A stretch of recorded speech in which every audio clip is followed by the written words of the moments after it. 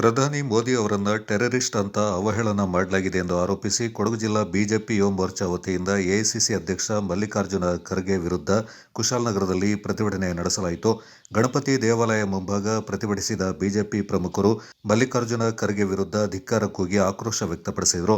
Field marshal Cariappa ವೃತ್ತದಲ್ಲಿ ಮಲ್ಲಿಕಾರ್ಜುನ ಖರ್ಗೆ ಅವರ ಭಾವಚಿತ್ರ ದಹಿಸಿ ಕೆಲಕಾಲ ರಸ್ತೆ ತಡೆ ನಡೆಸಿ ಆಕ್ರೋಶ ವ್ಯಕ್ತಪಡಿಸಿದರು.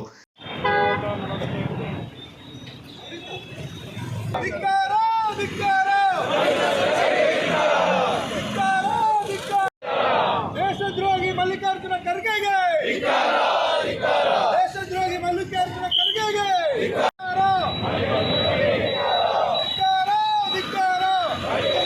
ಭಾರತೀಯ ಜನತಾ ಪಾರ್ಟಿ ಕಿ ಧಿಕ್ಕಾರ.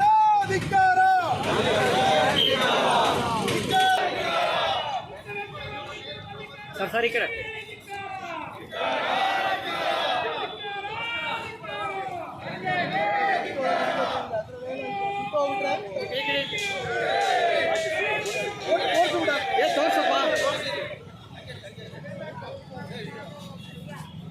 ಈ ಸಂದರ್ಭ ಸುದ್ದಿಗಾರರೊಂದಿಗೆ ಮಾತನಾಡಿದ ಜಿಲ್ಲಾ ಬಿಜೆಪಿ ಯುವ ಮೋರ್ಚಾ ಅಧ್ಯಕ್ಷ ಮಹೇಶ್ ತಿಮ್ಮಯ್ಯ, ದೇಶದ ಉನ್ನತ ಹುದ್ದೆ ಅಲಂಕರಿಸಿರುವ ಪ್ರಧಾನಿಯನ್ನ ಟೆರರಿಸ್ಟ್ ಅಂತ ಸಂಬೋಧಿಸಿ ಅವಹೇಳನ ಮಾಡಿರುವುದು ಖಂಡನೀಯವಾಗಿದೆ.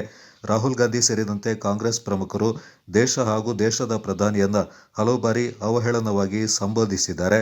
ಮಲ್ಲಿಕಾರ್ಜುನ ಖರ್ಗೆ ವಿರುದ್ಧದ ಕ್ರಮಕ್ಕೆ ಕೋರಿ ದೂರು ಸಲ್ಲಿಸಿದ್ರೂ ಕಾಂಗ್ರೆಸ್ ಸರ್ಕಾರ ಯಾವುದೇ ಕ್ರಮ ಜರುಗಿಸಲು ಮುಂದಾಗ್ತಾ ಇಲ್ಲ.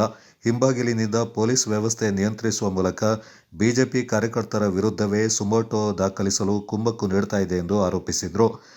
ಏನು ಪ್ರತಿಭಟನೆಯನ್ನು ಮಾಡ್ತಿರ್ತಕ್ಕಂಥ ಉದ್ದೇಶ ರಾಷ್ಟ್ರೀಯ ಕಾಂಗ್ರೆಸ್ನ ಅಧ್ಯಕ್ಷರಾದಂಥ ಎಐಸಿಸಿ ಅಧ್ಯಕ್ಷರಾದಂಥ ಮಲ್ಲಿಕಾರ್ಜುನ ಖರ್ಗೆ ಅವರು ನಮ್ಮ ದೇಶದ ಪ್ರಧಾನ ಮಂತ್ರಿಗಳಾದಂಥ ನರೇಂದ್ರ ಮೋದಿ ಅವರನ್ನು ಭಯೋತ್ಪಾದಕರೆಂದು ಹೇಳಿರ್ತಕ್ಕಂಥ ಹೇಳಿಕೆ ಮತ್ತು ಅವರ ರಾಷ್ಟ್ರೀಯ ಅಧ್ಯಕ್ಷರಾದಂಥ ರಾಹುಲ್ ಗಾಂಧಿ ಅವರು ಕಾಂಗ್ರೆಸ್ ಪಕ್ಷದ ಅನೇಕ ನಾಯಕರುಗಳು ಪದೇ ಪದೇ ಏನು ನಮ್ಮ ದೇಶದ ಪ್ರಧಾನಮಂತ್ರಿಯವರು ವಿರುದ್ಧವಾಗಿ ಅವಹೇಳನಕಾರಿ ಮಾತುಗಳನ್ನ ಆಡ್ತಿರ್ತಕ್ಕಂಥದ್ದು, ದೇಶದ ಪ್ರಧಾನಿಯ ಹುದ್ದೆಯನ್ನು ಲೆಕ್ಕಿಸದೆ ಮಾತಾಡ್ತಿರ್ತಕ್ಕಂಥದ್ದು.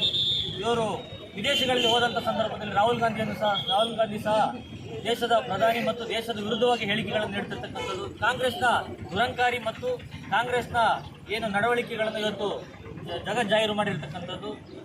ಇದರ ವಿರುದ್ಧವಾಗಿ ಇವತ್ತು ಕರ್ನಾಟಕ ರಾಜ್ಯಾದ್ಯಂತ ಎಲ್ಲ ಯುವ ಮೋರ್ಚಾದ ವತಿಯಿಂದ ಪ್ರತಿಭಟನೆ ನಡೆಯುತ್ತಿದೆ. ಅದೇ ರೀತಿಯಲ್ಲಿ ಕುಶಾಲನಗರದಲ್ಲಿ ಪ್ರತಿಭಟನೆ ಮಾಡಿದ್ವಿ. ಇದೇ ರೀತಿಯಲ್ಲಿ ಮುಂದುವರೆದಂಥ ಸಂದರ್ಭದಲ್ಲಿ ಮಲ್ಲಿಕಾರ್ಜುನ ಖರ್ಗೆ ಅವರ ವಿರುದ್ಧ ಇವತ್ತು ಎಲ್ಲ ಪೊಲೀಸ್ ಠಾಣೆಗಳಲ್ಲಿ FIR ದಾಖಲಿಸಬೇಕು ಅಂತ ಕಂಪ್ಲೇಂಟ್ಗಳು ಸಹ ಲಾಂಚ್ ಮಾಡಿದ್ದೀವಿ.